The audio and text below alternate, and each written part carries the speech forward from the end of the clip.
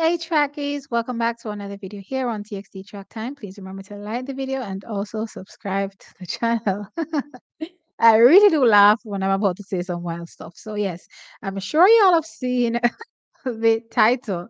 And I'm sure y'all are going mad in the comment section again, like you typically do when I talk about Shakiri. But y'all can kick rocks. You know what I mean? I'm still gonna say what I have to say. So yes, you saw the title. Shakiri loses yet again in the women's 200 meters. This time in Shanghai, China, for the second leg of the Diamond League that was held in China. So yeah, in the women's 200 meters, she picks up yet another defeat. But this time around, she loses in third place, right? So she not only finishes second like she did last time, or she not only loses, but yeah, she places third this time around, taking the win though in a very, very impressive first season run. And this is what I expect for a world class athlete that is competing for medals in these type of distances, is to come out with like a 22 mid. That isn't wild. So Daryll Neita definitely comes out with a 22.62 seconds. Fantastic running.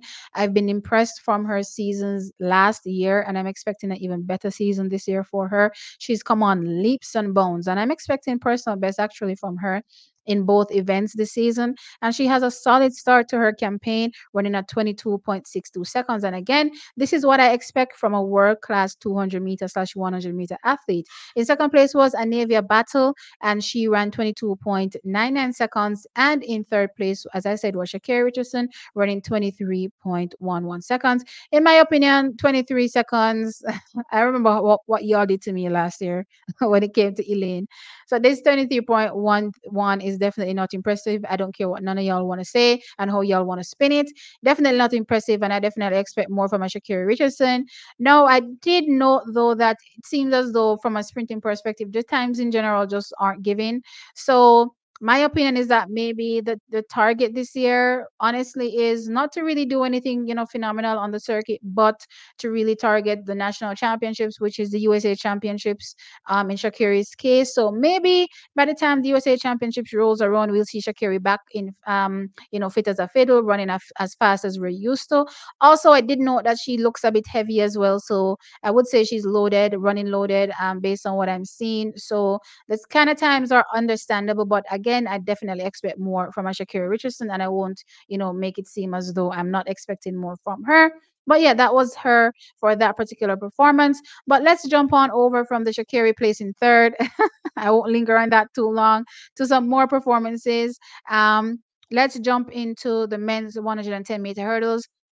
From a Jamaican perspective, we had Hansel Parchment line up here, and he placed third, a much better performance than his first outing. In terms of his comeback, last week we didn't really see his top end kick in, but this week definitely we could see it. But so surely, but surely, Hansel Parchment is coming together, and I know him. He knows how to time his season, so he'll be fit right when the time is perfect, right? So expect to see Hansel Parchment, deliver utter national championships when the time is right to collect a spot on the plane to Paris. But taking the win, though, was Daniel Roberts, running at 13.11 seconds, just 1/100th of a second shy of what he did the week prior. And Shinosuke Izumiya was second, and he ran 13.22 seconds. Hanjo Parchment was third, running 13.26 seconds.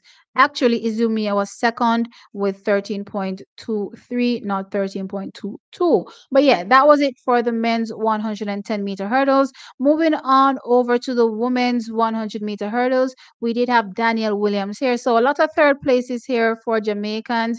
But what I will say is improved performance from a technical perspective in terms of navigating their individual event. And this is what I saw here as well for Danielle Williams. So even though third, not as fast as she went the week before, but I could definitely see better technical application over the event from her. So in this race, 12.74 seconds for that third, but taking the win, Jasmine Camacho Quinn, and she ran at 12.63 seconds. Devin Charlton, much better execution from her as well, for 12.64 seconds for second. Now, interestingly, in this race, Toby Amerson actually did take the win. However, she was disqualified after the fact.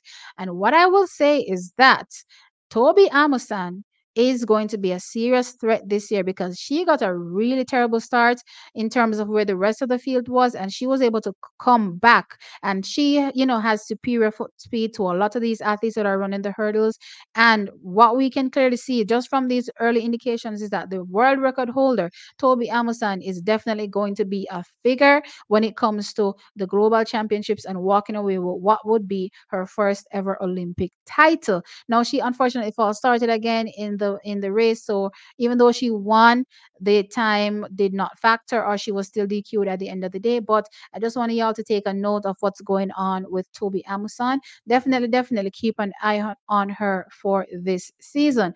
Now moving into the men's 100 meters, we had Akeem Blake and Ron Watson here. They finished fifth and sixth respectively, running 10.23 seconds and 10.29 seconds. For me, the execution looked pretty similar to what happened last week. However, impressively, Akane Simbina was able to run through the field from a relatively poor start and walk away with the win running 10.01 seconds. Christian Coleman was second, running 10.04 seconds. Fred Curley was third, running 10.11 seconds. And Emmanuel Isime was fourth, running 10.17 seconds. For me, the times for Akeem and Rohan, well, just overall, the men's sprints, let's put it that way. They're not giving. This time last year, they were much faster. Akeem Blake was already a sub 10 athlete this time around last year. What I will say is the same thing I said for Shakiri. I'm just getting this weird vibe that maybe, just maybe, the intention this year is maybe to try to reverse what happened in previous years, where sometimes these athletes came out, fast and didn't really, carry that through to the rest of the season. So it seems as though maybe they may be coming out, slower. Well, that's what's happening. Not maybe, they are coming out slower. But my assumption is that's all a part of the plan, and they'll be firing, as the season progresses and as they get to much more important targets, which again is the Jamaican trials for our Jamaicans, and of course the Olympic Games once they get there. But that's all. Times, nothing to write home about. Let's see though as the season progresses. I won't really write anybody off. I'll just say at this particular point that the times are just not giving me anything, to write home about. You know what I mean? In the women's 400 meters, we had Stephanie McPherson there, and she placed sixth, running a season's best 53.75 seconds. So Stephanie seems to be trending in the right direction, getting faster. Clearly not, anywhere close to her best, but guess what? This is a step in the right direction. Let's see how things, progress for her as the season goes. Taking the win though in the women's 400 meters was Marley De Paulina, running 50.89 seconds. In second was Talitha Diggs with 51.77, and Shade Williams was third, running 52 seconds on the nose. Again, the times are not really anything to write home about, especially when you take into consideration times on the previous week. Marley De Paulina ran a 50.08, so nothing, not as fast as they were the previous week for sure. But again, it's all part of the racing. We take it week by week and we try to improve as best as we can. And let's see how the athletes go forward from here, right? Now, moving on over to the women's shot put. Just want to talk about Daniel Thomas Dodd. Sorry. Now she finished eighth, throwing 19.08 meters. So this is an improvement on the week prior, right? But my hope for Daniel, clearly, I keep saying over and over again, is that she can get into the 20-meter club.